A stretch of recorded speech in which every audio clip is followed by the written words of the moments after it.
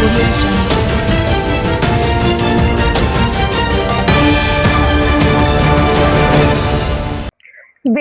నియోజకవర్గంలోని ధారూర్ మండలం గట్టేపల్లి గ్రామంలో కొనసాగుతున్న వరి కొనుగోలు కేంద్రాన్ని మాజీ ఎమ్మెల్యే డాక్టర్ మెతుకు ఆనంద్ సందర్శించారు. ఇటీవల కురిసిన అకాల వర్షాలతో కొనుగోలు కేంద్రాల్లో నిల్వ ఉంచిన వడ్లు తడిసి మొలకెత్తుతున్నాయి అని రైతులు ఆవేదన వ్యక్తం చేశారు. నెల రోజులుగా కొనుగోలు పూర్తి కాకపోవడంతో పాటు రవాణా లారీలు అందుబాటులో లేక ఇబ్బందులు ఎదురవుతున్నాయి అని తెలిపారు. ధారూర్ మండల కేంద్రంలోని మక్కాల కొనుగోలు కేంద్రంలో కూడా లారీలు రాకపోవడంతో నిల్వలు పేరుకుపోతున్నాయి అని రైతులు వాపోయారు. జొన్నల కొనుగోలు కేంద్రం ప్రారంభించినప్పటికీ ఇప్పటి వరకు కొనుగోళ్లు చేపట్టలేదు అని తెలిపారు. తరిగోపుల గ్రామంలో ప్రారంభించిన వరి కొనుగోలు కేంద్రంలో కూడా కొనుగోళ్లు ప్రారంభం కాలేదు అని పేర్కొన్నారు. ఈ సందర్భంగా అదనపు కలెక్టర్, డీసీఓ, సివిల్ సప్లై అధికారులతో మాట్లాడిన డాక్టర్ మెతుకు ఆనంద్ రైతుల సమస్యలను వెంటనే పరిష్కరించాలి అని కోరారు.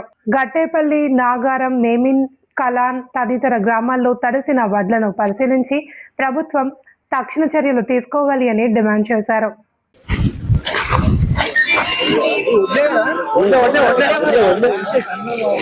ఒక్క నిమిషం ఇన్ని నీళ్ళు ఉంటే మొత్తం పోతాయి.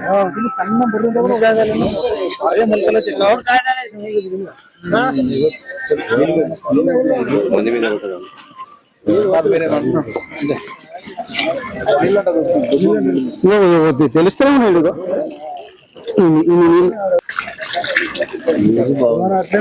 మా రైతు కూడా కిందికి ఎందుకు పోవనేమున్నది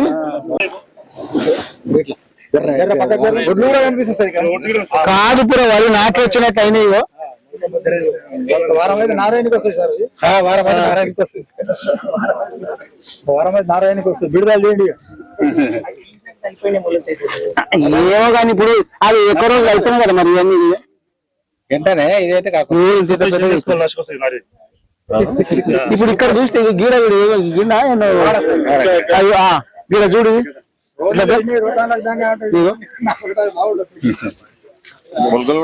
మొలకలు తయారైంది. నారు తయారైంది. వరి నారు తయారైంది ఆల్రెడీ. ఒడ్లు మాత్రం పోతలే.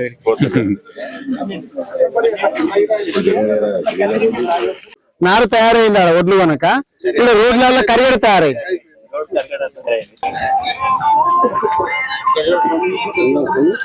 నారు పెడుతున్నాం అన్నట్టు.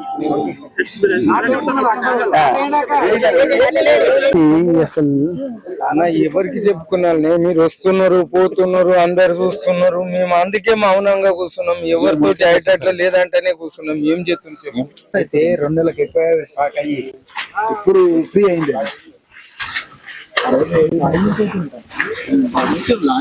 ఏడు దాక్కున్నాయి ఇప్పుడు ఇట్లా దాదాపు.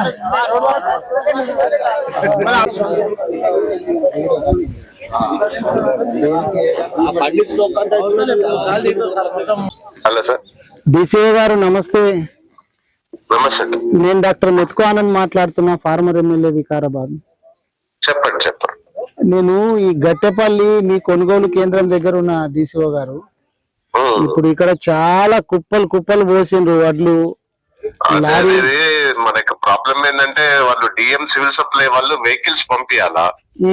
వెహికల్స్ ఏమైతుందంటే మిల్లుకి వెళ్ళిన వెహికల్ ఏమో మిల్లులలో 2-3 days వాళ్ళు అక్కడ అన్లోడ్ చేస్తలేరు. వీళ్ళేమో వెహికల్ సప్లై చేయలేకపోతున్నారు. దాంతోనే ప్రాబ్లం వస్తున్నది. రాత్రి కలెక్టర్ గారు కూడా నిన్న సాయంత్రం టెలికాన్ఫరెన్స్ తీసుకున్నారు. ఆ డిఎం సివిల్ సప్లైకి చెప్పారు వెళ్ళి చూడమని, ఇమీడియట్ గా అరేంజ్ చేయమని చెప్పారు. అదే రోజు కనీసం ఒక సెంటర్ కు 2 లారీలన్నా అరేంజ్ చేయమని చెప్పారు. చేస్తా అన్నారు. నేను మళ్ళీ ఇప్పుడే ఒకసారి ఆయన డిఎం సివిల్ సప్లైతో మాట్లాడండి. ఇంకొకటి డిసిఓ గారు, ఇప్పుడు నెల రోజులు అయిందంటే ఇక్కడ దాదాపు ఇక్కడ రైతులు నెల కొంతమంది అయితే 40 రోజులు కూడా అయిందంట. ఇక్కడ కొన్ని అబద్ధం అది. మనకు హార్వెస్టింగ్ అయ్యే 20-25 days అవుతుంది అంతే. మనకు వికారాబాద్ లేట్ అవుతుంది. మీకు 40 రోజులు అంటే అది మార్చి మార్చ్ లాస్ట్ వీక్, ఏప్రిల్. ఇక్కడనే ఉన్నా, నాతో పాటు రైతులు ఉన్నారు. ఎన్ని రోజులు ఉన్నారు. మేము అగ్రికల్చర్ కి డాటా కూడా తీసుకున్నాము. ఎప్పుడైతే హార్వెస్టింగ్ కట్టింగ్ ఎప్పుడు వస్తుందని తీసుకుని దాన్ని బట్టే చేసినాము. మీకు 20-25 రోజులు అయితే అయింది, నేను ఒప్పుకుంటున్నాను, కానీ 30 డేస్ అయితే కాలేదండి. చెప్తాను మీరు ఇప్పుడే నేను DCO గారు. ఇప్పుడు రాత్రి వర్షం పడ్డది, ఇక్కడ మొత్తం అన్ని కుప్పలు మొత్తం తడిసిపోయి నీళ్లు పారుతుంటే వాళ్ళు పారలు తీసుకొని కాలువలు తీసి బయటికి వెళ్ళనీకే చేసే పరిస్థితి ఉంది. ఇంత ఘోరంగా ఉంది. మీరు కొంచెం వాళ్ళు మాట్లాడండి, ఎవరితో మాట్లాడతారు? డిఎంతో ఇప్పుడే మాట్లాడతాను. గట్టేపల్లి కదా, గట్టేపల్లి దారు మాట్లాడేది సార్. ఒక నిమిషం.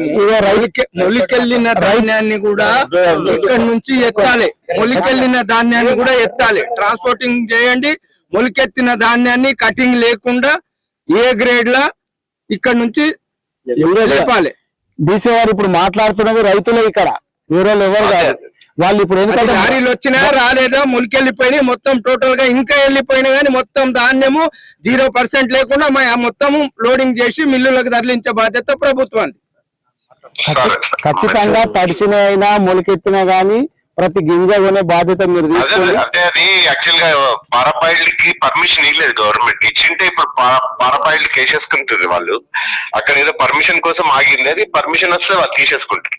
ఇంకొకటి DCO గారు, ఇప్పుడు మంత్రి గారు ఏమంటుండ్రు, ఒకవేళ ఎక్కడన్నా ట్రాన్స్పోర్ట్ ఇబ్బంది అయితే వాళ్ళ సొంత ట్రాక్టర్లు అవి ఏమైనా ఉంటే మేము ట్రాన్స్పోర్ట్ ఇస్తామని చెప్తుండ్రు. మరి అట్లా ఏమైనా ఉందా, లేకపోతే వాళ్ళు చెప్పుడు కాడికి చెప్తుండ్రు కింద అటువంటి ఫెసిలిటీ ఏం లేదా? కిందేం లేదు, కాకపోతే ఏంటంటే వేరే ఇప్పుడు మీకు కొడంగల్, దౌలతాబాద్, తర్వాత అక్కడైతే మొత్తం ట్రాక్టర్లలో ఎవరి రైతు వాళ్ళకి తీసుకుని పోతున్నారు సార్. మరి అదన్నా వీళ్ళకి చెప్పి వీళ్ళకు ఆ ట్రాన్స్పోర్ట్ కట్టించేస్తామంటే ట్రాక్టర్లు ఏమవుతున్నదంటే వీళ్ళంటే ట్రాక్టర్లలో తీసుకొని పోయినా గానీ వాళ్ళు ఖాళీ చేయకుండా 4-5 రోజులుగా కట్లకే పెడుతున్నారు అని చెప్పి చెప్తున్నారు కొంతమంది. లేదు, ట్రాక్టర్లలో చేస్తున్నారు వాళ్ళు. మీరు మాట్లాడండి, మీరు మాట్లాడి, ఎందుకంటే మొత్తం మొలికెత్తిపోతున్నాయి, ఇబ్బంది అవుతుంది. ట్రాక్టర్లలో తీసుకపోతే వాళ్ళు అన్లోడ్ చేయరు. రైతులు ఎవరైతున్నారో వాళ్ళే పోయి అన్లోడ్ చేసుకుని రావాలి. ఇంకా ఇప్పుడు మంత్రి మెతుకు ఆనంద్ మాట్లాడుతున్న, ఫార్మర్ ఎమ్మెల్యే వికారాబాద్. నమస్కారం సార్. నమస్తే అండి. ఇప్పుడు ఈ గట్టెపల్లిలో ఉన్న దారూర్ మండలం, ఇప్పుడు ఈ కొనుగోలు కేంద్రాలకు సంబంధించిన మీరు చూస్తుండ్రా, ఎవరు చూస్తుండ్రు? నేనే చూస్తున్నాను సార్. అయితే ఇప్పుడు ఎంత దారుణమైన పరిస్థితి ఉంది అంటే, ఈడ ఇప్పుడు కొనుగోలు కేంద్రం పెట్టి 20 రోజులైందో, ఎన్ని రోజులైందో, 20-30 రోజుల నుంచి రైతులు ఉన్నారు.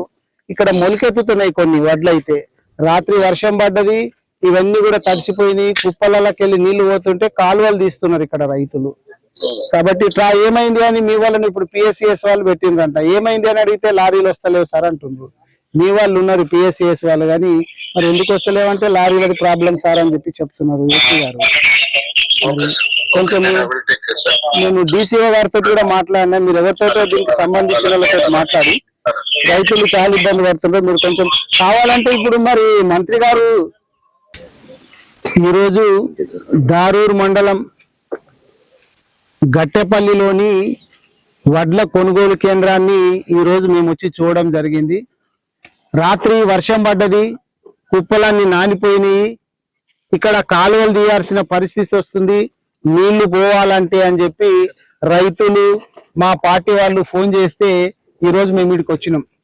ఇక్కడ ఎన్ని ఉన్నాయి కుప్పలు అంటే చాలా కుప్పలు. ఇక్కడ చుట్టుపక్కల గ్రామాలకు సంబంధించినటువంటి వాళ్ళందరూ కూడా ఈడికే తీసుకొస్తున్నారట వడ్లు. ఒక్క విలేజ్